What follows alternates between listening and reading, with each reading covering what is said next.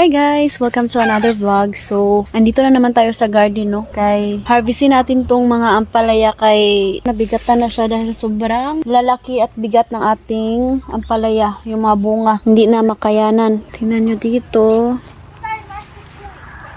Ayan. Kuha mo na ako ng lalagyan. Tsaka, siguro kung nasa Pilipinas pa lang ako ngayon, dami ko ng pera. Kasi bibinta ko to.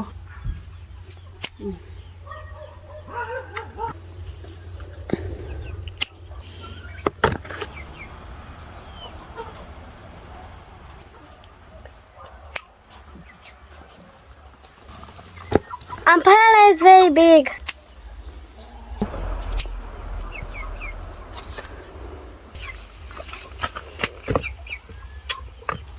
Oh.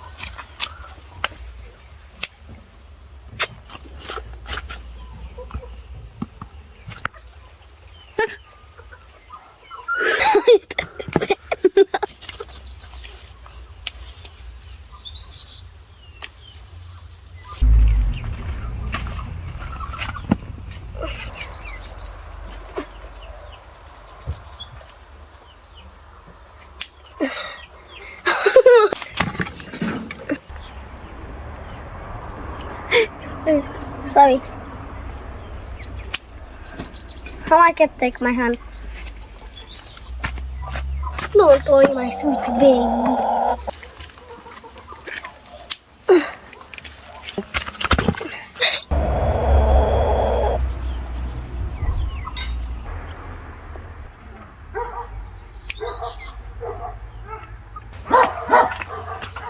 Hey, mommy! So yummy the apple.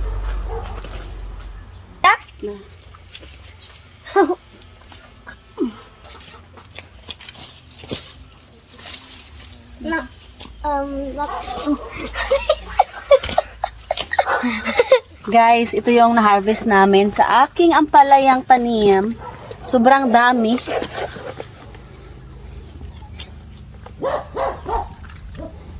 Ito yung grabe.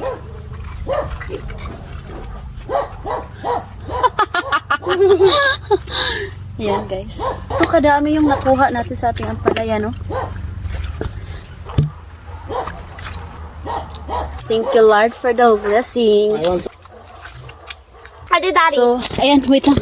So, marami pa guys, oh. Tingnan nyo.